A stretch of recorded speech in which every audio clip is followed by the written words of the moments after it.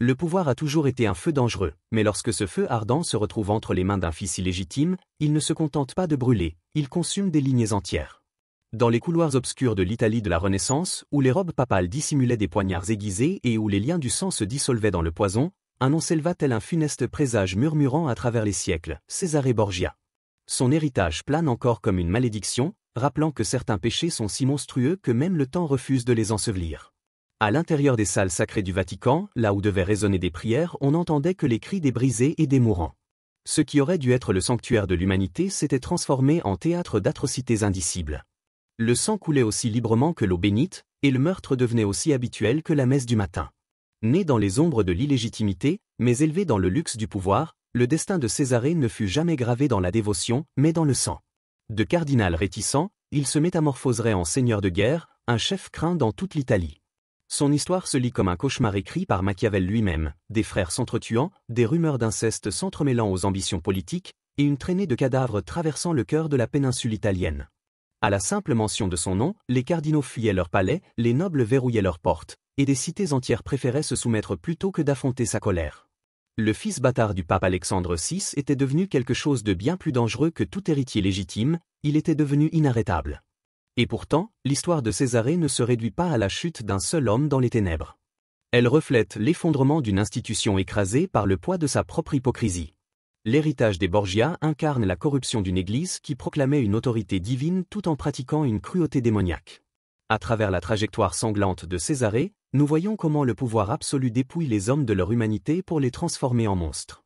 Même les chroniqueurs les plus aguerris de cette époque, pourtant habitués à la violence, peinaient à décrire l'ampleur de la brutalité borgienne. Leurs crimes n'étaient pas commis sous l'emprise de la passion, ils étaient méthodiques, réfléchis, exécutés sans la moindre pitié. Derrière les façades dorées des palais romains se cachaient des chambres de torture si cruelles que les cachots médiévaux paraissaient cléments en comparaison. Les cris qui résonnaient dans ces couloirs secrets n'étaient pas ceux de vulgaires criminels, mais de cardinaux, de nobles, et de tous ceux qui osaient défier la machine borgienne. Une grande partie de ces horreurs fut trop infâme pour survivre au passage du temps.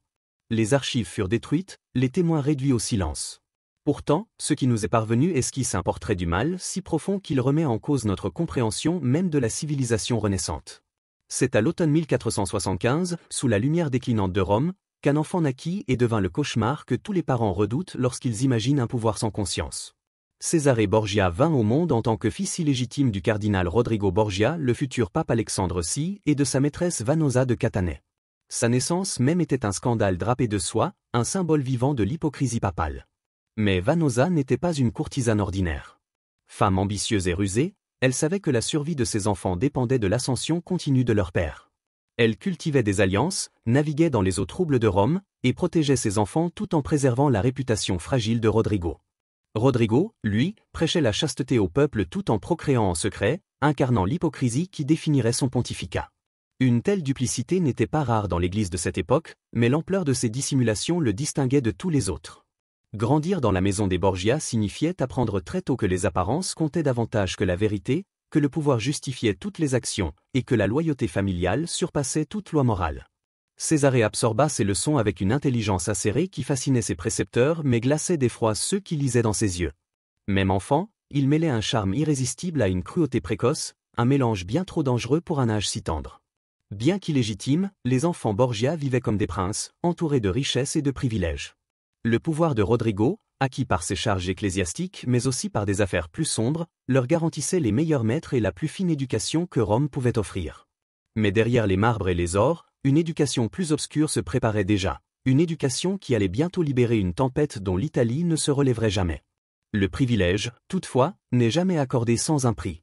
Dans la maison des Borgia, ce privilège s'accompagnait d'attentes si écrasantes que peu d'êtres humains auraient pu les supporter. L'éducation de Césarée ne se limitait pas aux textes sacrés de la théologie ou à l'élégance de la littérature classique. À ces enseignements venaient s'ajouter des leçons plus sombres, l'art subtil de la dissimulation, la science froide de la manipulation, et la pratique méthodique de la violence. Ses précepteurs, choisis avec soin par son père ambitieux, ne formaient pas un saint, mais façonnaient un futur souverain. Chaque mot, chaque exercice, chaque leçon avait pour but d'aiguiser l'enfant jusqu'à en faire une arme. Et Césarée absorba ces leçons avec une aisance inquiétante. Tandis que ses frères et sœurs s'égaraient dans leurs études avec plus ou moins d'application, lui se tournait instinctivement vers les affaires de la guerre et du pouvoir. Ce n'était pas l'écriture qui captivait son esprit, mais l'acier des épées. Le choc des lames l'enflammait bien plus que le rythme des prières. Son père l'imaginait déjà gravissant les échelons de l'Église, mais le cœur du jeune garçon battait pour la conquête, non pour la contemplation. Cette fracture entre l'ambition paternelle et le désir personnel allait un jour exploser avec une violence catastrophique. Dès l'enfance, quelque chose de sombre bouillonnait sous la surface polie de Césarée. Les domestiques murmuraient à propos de son détachement glacial, les précepteurs notaient son intelligence troublante, et quiconque l'observait de près était perturbé par son absence totale d'empathie. Il pouvait sourire avec un charme naturel, mais derrière ses yeux brillait un esprit qui calculait, observait, pesait les autres non comme des êtres humains, mais comme des pièces d'échiquier. Certains osaient même chuchoter que le diable en personne avait touché cet enfant Borgia. À seulement 15 ans, Cesare Borgia fut nommé évêque de Pampelune, l'un des plus jeunes de toute l'histoire de l'Église. Sa fonction ne fut pas conquise par la foi, mais achetée grâce à l'influence de son père et alors glissée dans les bonnes mains. Ce qui aurait dû être une paisible étude du latin et un ministère de douceur et de piété se transforma pour lui en un commandement prématuré sur des hommes faits. 2 ans plus tard, à 17 ans, il s'éleva encore plus haut en devenant archevêque de Valence. Même dans une époque où la corruption et les intrigues étaient monnaie courante, la rapidité fulgurante de son ascension laissa les observateurs stupéfaits. Mais Césarée ne montra jamais d'intérêt réel pour les devoirs spirituels de sa charge. On le voyait plus souvent croiser le fer que s'agenouiller dans la prière, plus absorbé par les tactiques militaires que par les écritures sacrées. Son ascension atteignit son apogée à 18 ans seulement, lorsqu'il reçut la barrette de cardinal, l'un des plus jeunes à porter ce symbole écarlate. Les robes rouges, censées signifier la volonté de verser son sang pour la foi, devinrent un présage sinistre. Césarée allait bientôt verser des océans de sang, mais non pour Dieu. Son investiture ne fut pas une cérémonie sacrée, mais une démonstration insolente de richesse et de pouvoir, un couronnement de l'ambition dissimulée sous le masque de la piété. Dans l'ombre de ses premières années, Césarée observait son père attentivement, apprenant comment le pouvoir ecclésiastique pouvait être détourné pour servir des intérêts terrestres. Il découvrit que les décrets papaux pouvaient s'acheter, que l'excommunication constituait une arme plus redoutable que n'importe quelle épée, et que la peur de la damnation éternelle pouvait dompter même les hommes politiques les plus récalcitrants. Ces leçons, cyniques mais redoutablement efficaces, devinrent les fondations même de sa carrière. À mesure qu'il grandissait dans ses fonctions, le comportement scandaleux de Césarée choquait même une église déjà endurcie à la corruption. Il s'affichait sans honte avec des courtisanes, provoquait des duels dans les rues, et transformait les conseils sacrés en scènes où il exhibait son érudition plutôt que sa dévotion.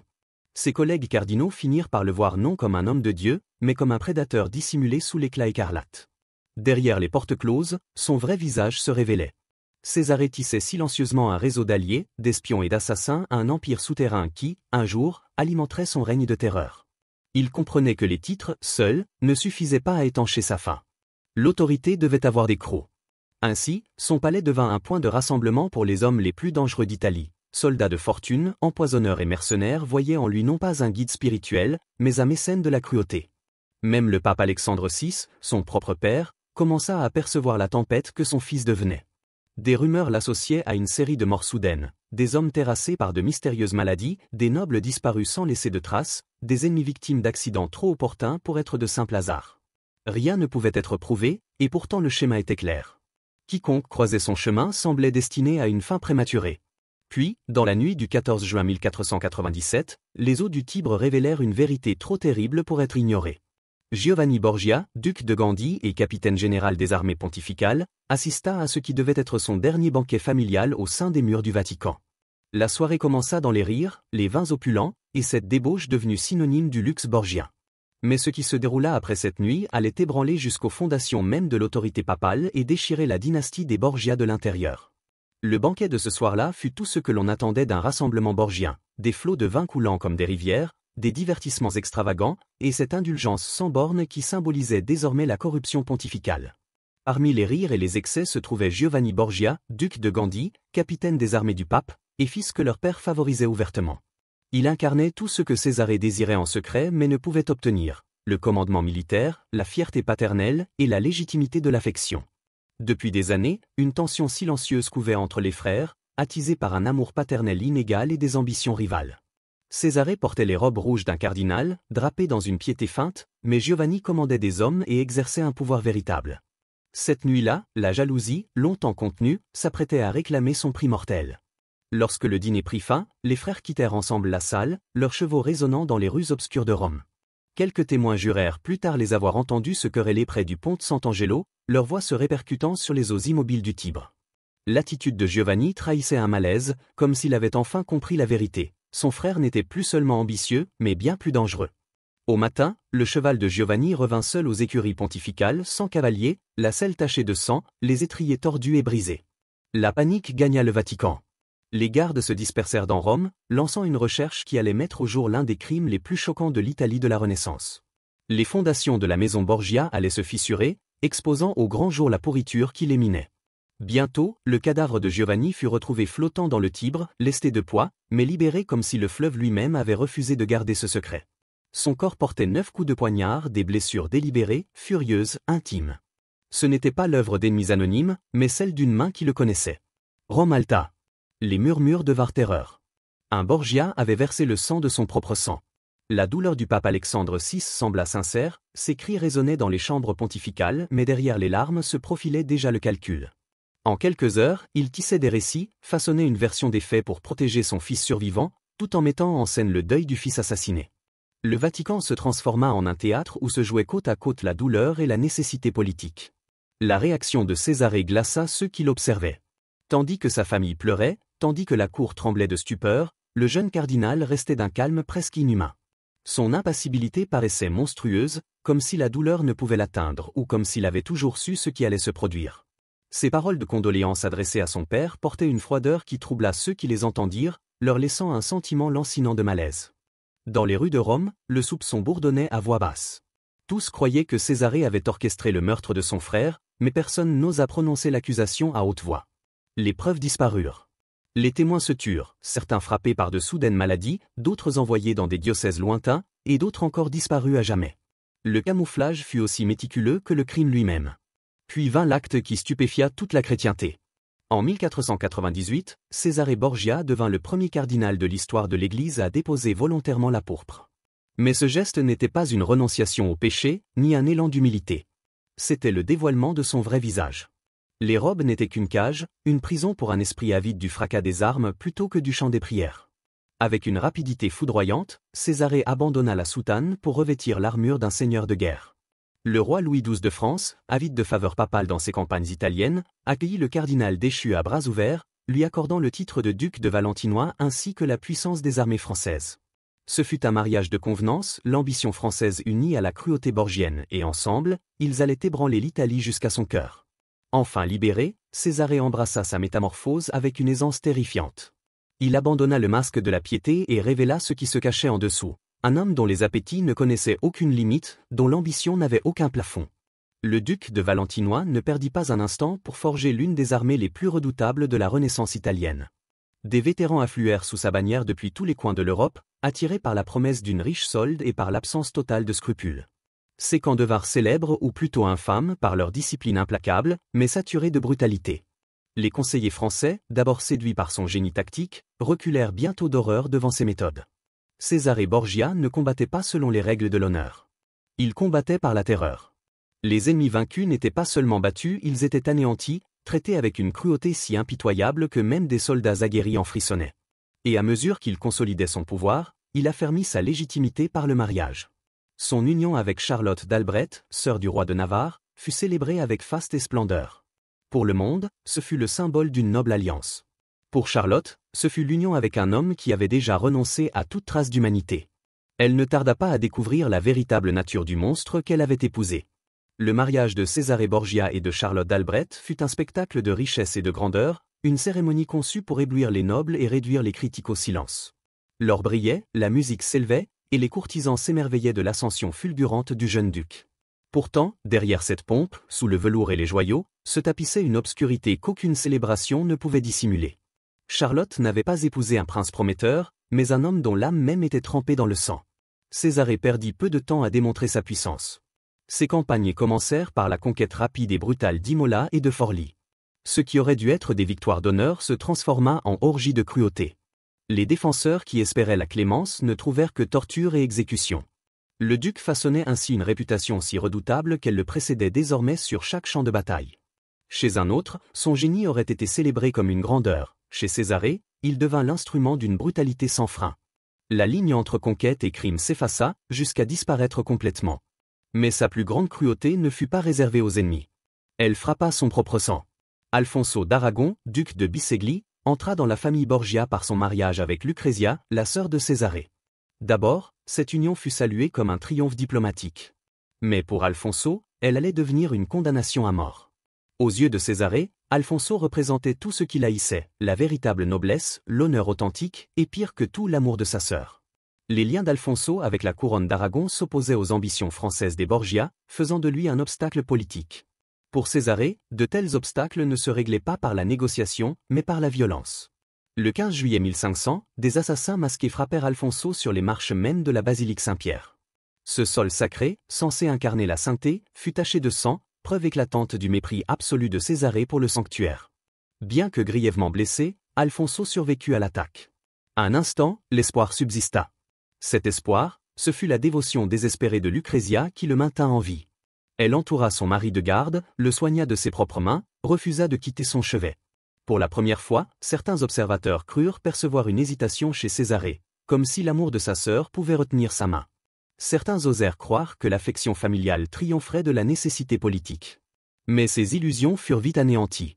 Dans la nuit du 18 août, tandis que Lucrezia s'éloignait un court instant, l'assassin de Césarée, Michelotto Corella, s'introduisit dans la chambre et étrangla Alfonso sur son lit de souffrance.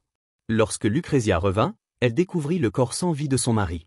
Ses cris déchirèrent les appartements pontificaux, résonnant comme une accusation lancée aux cieux mêmes. Très vite, les murmures se propagèrent.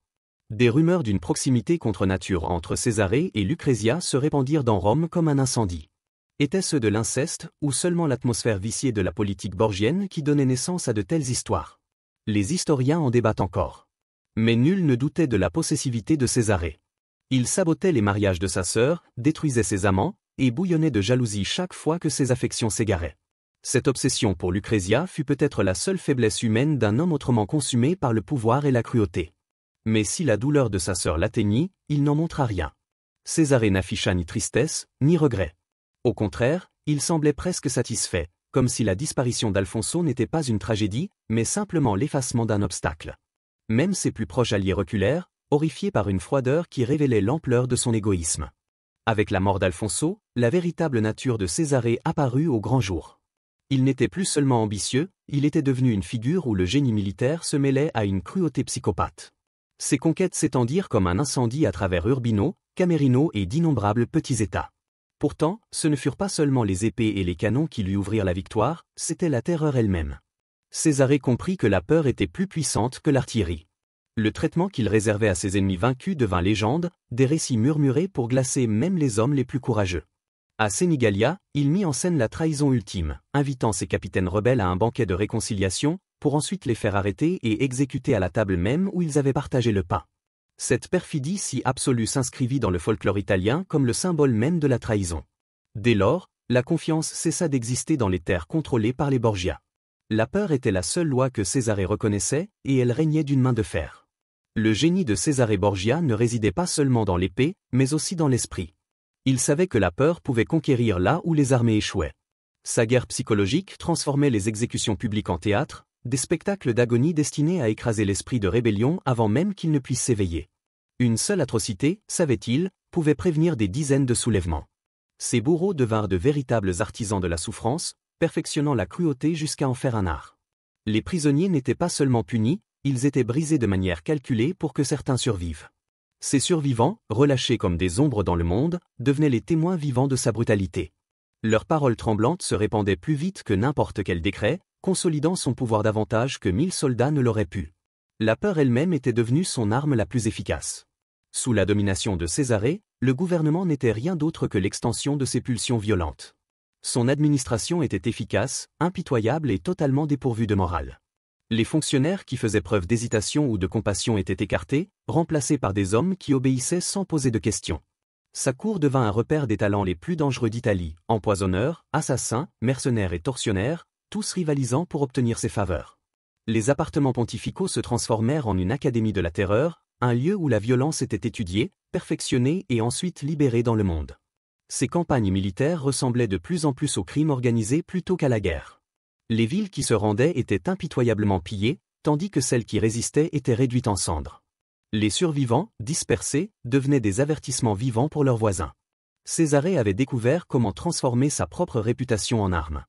La terreur le précédait comme une peste, assurant souvent la victoire avant même que la première épée ne soit tirée. Mais sa cruauté n'épargnait personne, pas même ses propres hommes. Les officiers qui échouaient étaient exécutés avec la même efficacité impitoyable que les ennemis capturés. Ces soldats obéissaient non par loyauté, mais parce que la désobéissance signifiait la mort certaine. La loyauté envers Césarée n'était pas un choix, c'était une question de survie. Et tandis que Césarée régnait par la peur sur les champs de bataille, au sein du Vatican lui et son père, le pape Alexandre VI, portait la corruption à l'état d'art. Ensemble, ils transformèrent le cœur même de la chrétienté en un empire criminel qui aurait impressionné les empereurs romains de l'Antiquité.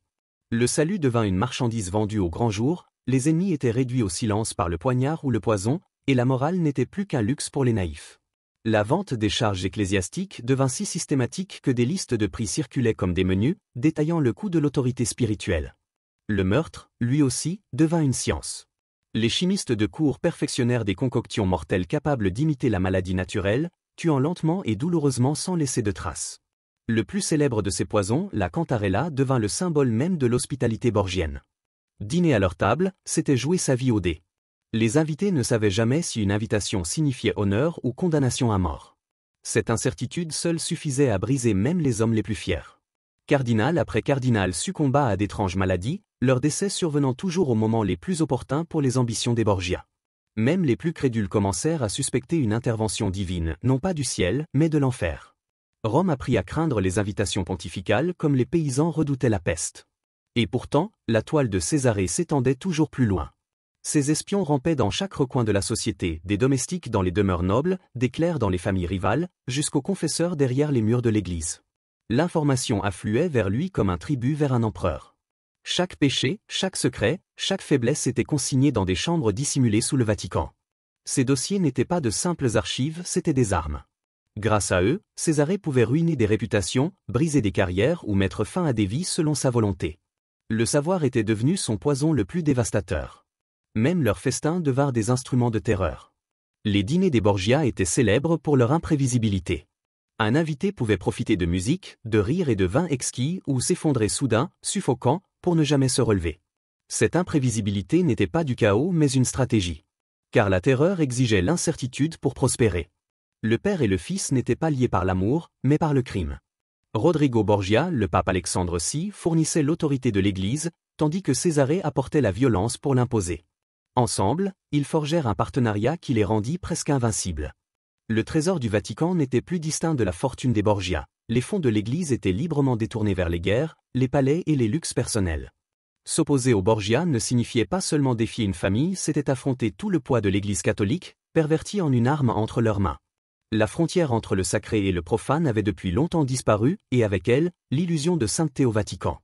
Le 18 août 1503, le destin frappa au cœur même des Borgia. Le pape Alexandre VI, le grand architecte de la corruption, mourut soudainement.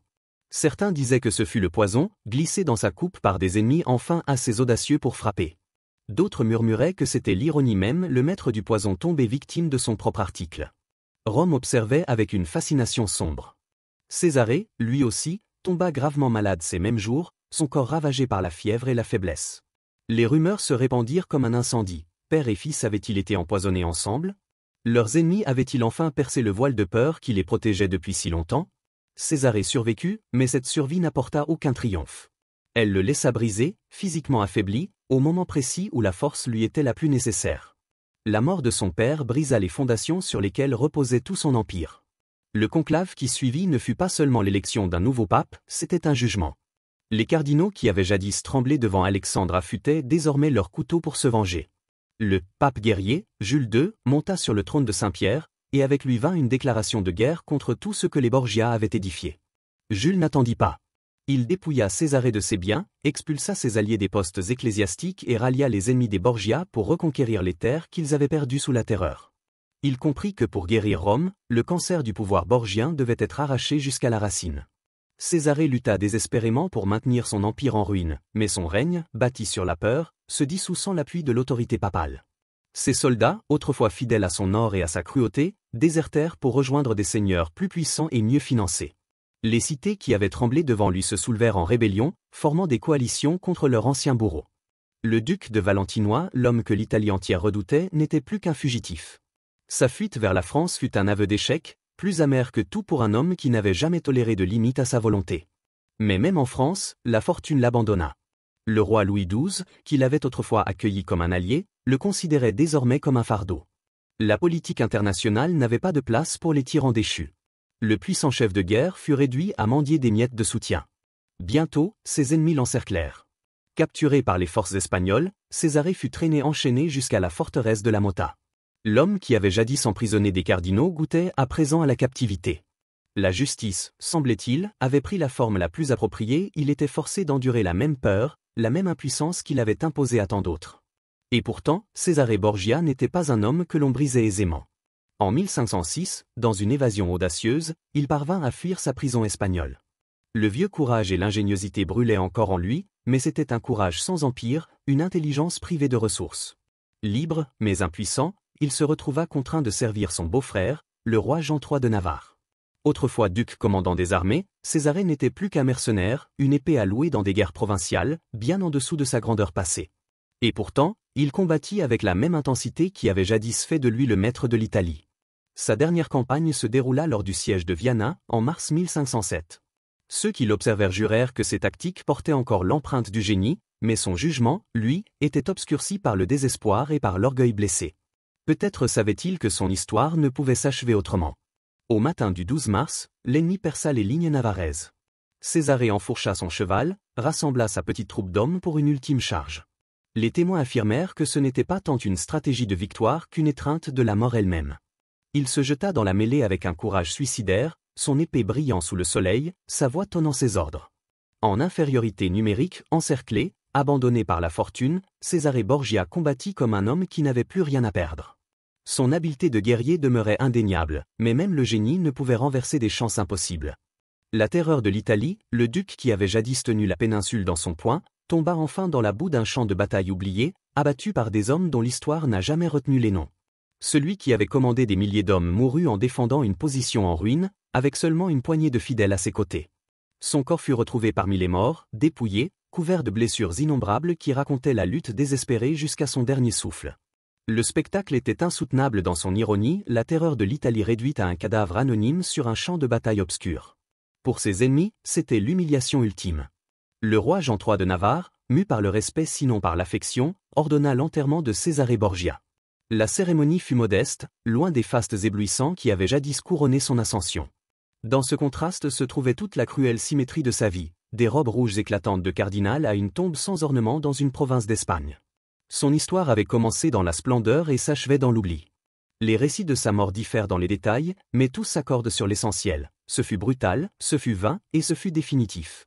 L'homme qui avait fait trembler l'Italie trouva sa fin en combattant pour une cause à peine digne de son attention, comme si le destin lui-même s'était amusé à le tourner en dérision par une ironie implacable. Sa défaite fut aussi absolue que ses victoires avaient été éclatantes. Lorsque la nouvelle de sa mort parvint à Rome, il n'y eut ni deuil, ni larmes. Au contraire, ce fut le soulagement, voire la jubilation. Sa disparition marqua la fin d'une époque où la cruauté pouvait remodeler des nations, où la terreur régnait comme un roi. L'Italie pouvait enfin commencer à guérir des blessures infligées par les Borgia. Mais le nom, lui, survécut. Les Borgia devinrent le symbole de la corruption, de la violence et du cauchemar d'une ambition débridée. Pourtant, la vie de Césarée fut plus qu'un simple catalogue de sang. Elle devint une parabole, une leçon éternelle sur les dangers d'un pouvoir dépourvu de morale. Beaucoup admirèrent son éclat, beaucoup murmurèrent sur son génie, mais rares furent ceux qui saisirent la vérité profonde qu'un génie sans conscience n'est rien d'autre que la destruction dans sa forme la plus pure. Niccolò Machiavel, dans Le Prince, offrit sans doute le portrait le plus durable de Césarée. Il admirait l'éclat tactique du duc et son efficacité impitoyable, mais il reconnaissait aussi la faille fatale. Un pouvoir soutenu uniquement par la terreur ne peut perdurer. L'empire de Césarée s'effondra parce qu'il avait été bâti sur la peur et non sur la foi, et qu'une fois sa main affaiblie, rien ne subsistait pour le maintenir debout. Les historiens de la Renaissance peinèrent à le définir. Certains le diabolisèrent, d'autres romancèrent son audace. Était-il un chef visionnaire piégé par la morale de son époque, ou simplement un monstre se délectant de cruauté? Son histoire brouilla les frontières entre ambition et perversité, entre réussite et péché, laissant à la postérité des questions qui résonnent encore. Une certitude demeure, l'héritage de Cesare Borgia transforma profondément la manière dont l'Europe pensa le pouvoir. Sa carrière devint une étude de cas de la corruption et de sa capacité à infecter jusqu'aux institutions sacrées, un rappel funèbre de la nécessité pour l'autorité d'être ancrée dans la morale. Son règne prouva que la terreur pouvait remporter des batailles, mais qu'elle ne pouvait pas bâtir des nations. Les chercheurs modernes, avec un regard plus froid, soulignent parfois les innovations qu'il laissa derrière lui, ses réformes administratives, son génie organisationnel, sa compréhension de la peur comme instrument politique. Mais même ne peuvent échapper à la vérité, ses talents furent gaspillés, consumés tout entier au service de la destruction. L'homme, lui, demeurait un paradoxe, doté d'intelligence, de courage et de vision, mais empoisonné par une âme incapable de compassion. Les descriptions de son détachement glacial faites par ses contemporains s'accordent étrangement avec les portraits modernes de l'esprit psychopathe. Il n'inspirait pas la loyauté, mais la crainte. Il ne suscitait pas la dévotion, mais la terreur. Et pourtant, son ombre persiste. Cesare Borgia devint une muse pour les écrivains, les peintres et les philosophes. Sa vie, baignée de sang mais auréolée de génie, força les artistes à affronter les vérités les plus sombres de la nature humaine. Il montra au monde que l'ambition sans limite n'est pas la grandeur, mais la damnation. Au bout du compte, l'héritage de Cesare Borgia n'est pas celui d'un triomphe, mais celui d'un avertissement. Ses dons extraordinaires, tournés vers la cruauté, tracèrent un sillage de ruines à travers l'Italie et laissèrent derrière eux une leçon que le temps refuse d'effacer. Son histoire reste d'actualité aujourd'hui encore, car les tentations qu'il incarna, le pouvoir sans limite, le plaisir sans conscience, la violence sans remords continuent de hanter la société humaine. Il s'éleva tel une tempête, il régna tel un tyran, et il mourut tel une ombre. La vie de Cesare Borgia prouve que le génie sans moralité n'est pas un don, c'est une malédiction.